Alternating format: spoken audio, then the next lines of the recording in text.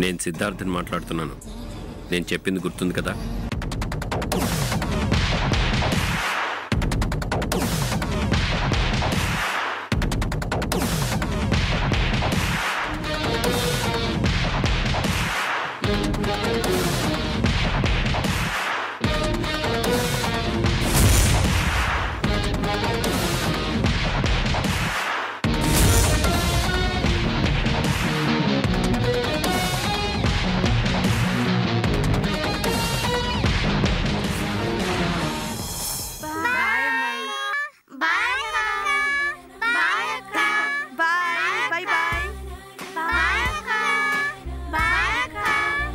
Okay bye. అందరూ బాగా చదువుకోవాలి, ఓకేనా? బాగా చదువుకుంటే మీ అందరికీ నెక్స్ట్ టైం వచ్చినప్పుడు గిఫ్ట్ ఇస్తా, ఓకే? బాయ్.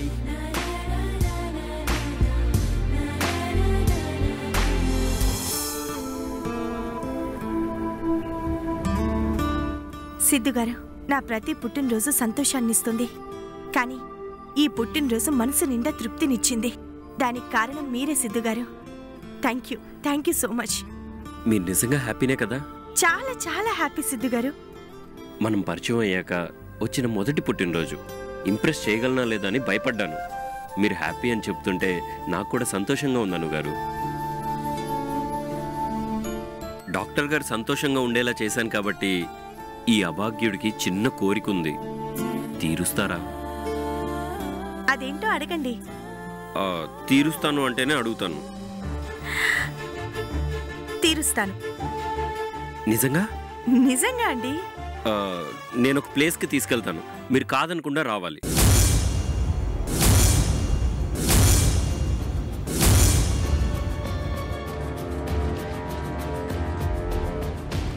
ఓకే, తప్పకుండా వస్తాను.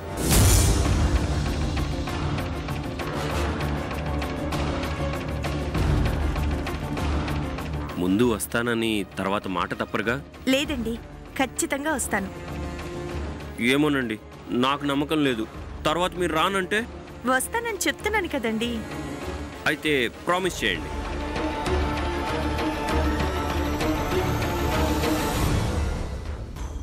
వస్తానని అంటున్నాను కదా, చిన్న విషయానికి ప్రామిస్ ఎందుకు?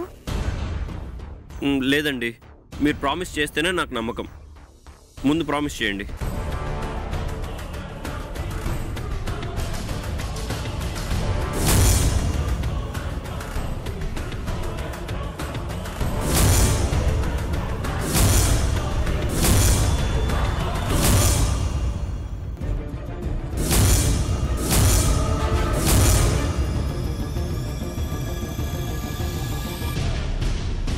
ప్రామిస్ చేస్తేనే నమ్ముతారా, లేదంటే నమ్మరా?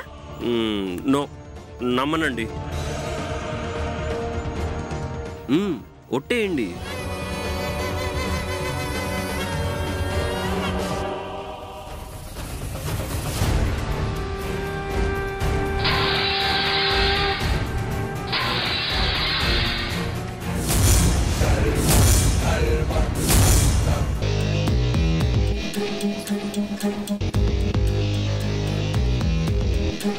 ఓకే, థ్యాంక్ యూ అండి. థ్యాంక్ యూ సో మచ్ అను గారు. ఇలా డిన్నర్ ఏర్పాటు చేయడానికి మరో కారణం కూడా ఉందను గారు. ఏంటది? మనసులో ఉన్న విషయాన్ని దాచుకోకుండా చెప్పడం తప్ప ఒప్ప? ఎలాంటి విషయమైనా దాచుకోకుండా చెప్పడమే మంచి పద్ధతి సిద్ధు గారు. మీరు అర్థం చేసుకుంటారన్న ధైర్యంతోనే నా మనసులో మాట మీతో చెప్పబోతున్నాను.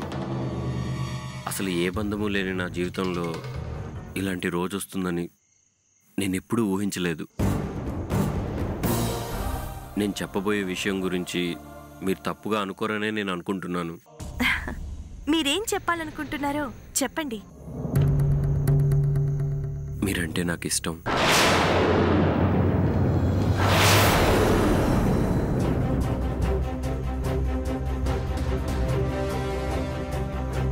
ఐ లవ్ యూ అను గారు. ఐ లవ్ యూ అను గారు.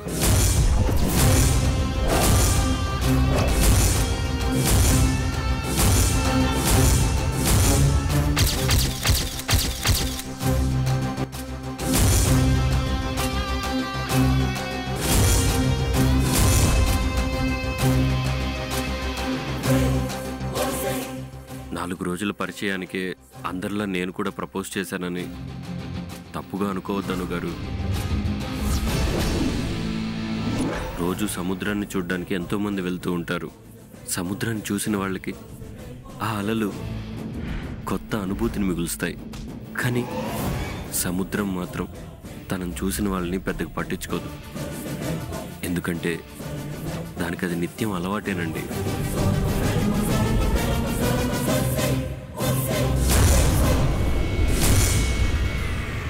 మీకు ఇప్పటి వరకు ఎంతోమంది ప్రేమిస్తున్నానని చెప్పునుంటారు. వాళ్ళ కారణాలు వాళ్ళకు ఉండొచ్చు. మీ అందం చూసో, మీరు డాక్టర్ అనో, ఇలా ఏవైనా కారణాలు కావచ్చు. కానీ నేను మిమ్మల్ని ప్రేమిస్తున్న కారణం వేరే. నేను ఒక అనాథలా పెరిగాను కాబట్టి ఎప్పుడో ఒకసారి ఎవరో ఒకరు వచ్చి 2 చాక్లెట్లు ఇస్తానో, ఒక జత కొత్త బట్టలు ఇస్తానో అదే ప్రేమ అన్న భ్రమలో పెరిగాను. ఒక చిన్న చెరువును చూపించి ఇదే సముద్రం అంటే నిజమేనేమోనని నమ్ముతూ ఎదిగినవాడిని. బావిలో కప్ప అదే ప్రపంచం అనుకుంటుంది. అనాథాశ్రమమే నా ప్రపంచం అనుకున్నాను. కానీ ప్రపంచం చాలా విశాలమైందని, అందులో ప్రేమ అనుబంధాలు ఉంటాయని తెలియకుండా పెరిగినవాడిని.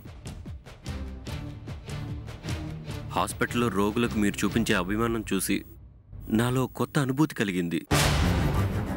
మెడికల్ క్యాంప్లో మీతో చేసిన ఒక్కరోజు ప్రయాణం స్వచ్ఛమైన ప్రేమకి అర్థం నేర్పింది. మీ ఇంట్లో గడిపిన 10 నిమిషాలు, మీ నాన్న, మీ నానమ్మ, మీ కుటుంబాన్ని చూశాక అసలు కుటుంబం అంటే ఏంటి, వాటిలో బంధాలు ఎలా పెనవేసుకుపోతాయో తెలిసి నాలో నాకే తెలియని ఒక కొత్త జీవితాన్ని నా మనసు నాకు పరిచయం చేసింది. అందుకే మీ మీద నాకు ప్రేమ కలిగింది. మన ఈ కొన్ని రోజుల ప్రయాణాన్ని మన ఇద్దరం కలిసి చేసే జీవిత ప్రయాణంగా మార్చుకోవాలనుకుంటున్నాను. ఇది కేవలం నా అభిప్రాయం మాత్రమే. మిమ్మల్ని ఇబ్బంది పెట్టాను. మీ మనసు మీది, మీ ఆలోచన మీది. మీరు ఒప్పుకుంటే నా అదృష్టం అనుకుంటాను. లేదంటే ఒక స్నేహితుడిలాగే మిగిలిపోతాను. ఇందాక అనాథ పిల్లల పట్ల మీరు చూపించే ప్రేమను గమనించాను. అందులో 10వ వంతు నా పైన ప్రేమ చూపించి నా ప్రేమను అంగీకరిస్తే నాకంటూ ఒక ప్రేమ, తోడు, కుటుంబం ఏర్పడతాయి.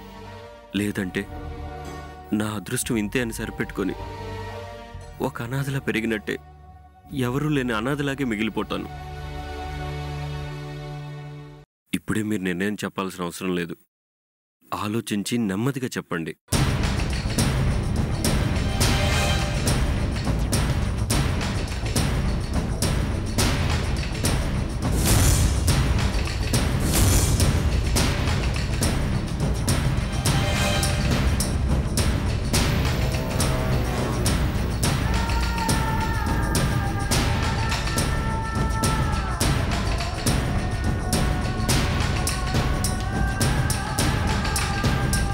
టాబ్లెట్స్ కలిపిన కూల్ డ్రింక్ తాగాక మత్తులోకి వెళ్తావు.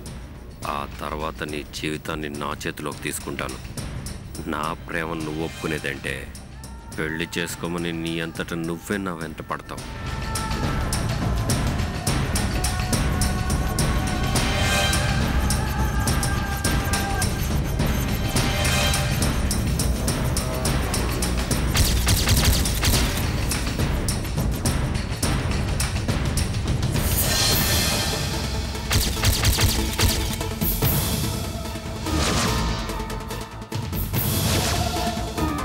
ముందు కూల్ డ్రింక్ తీసుకోండి.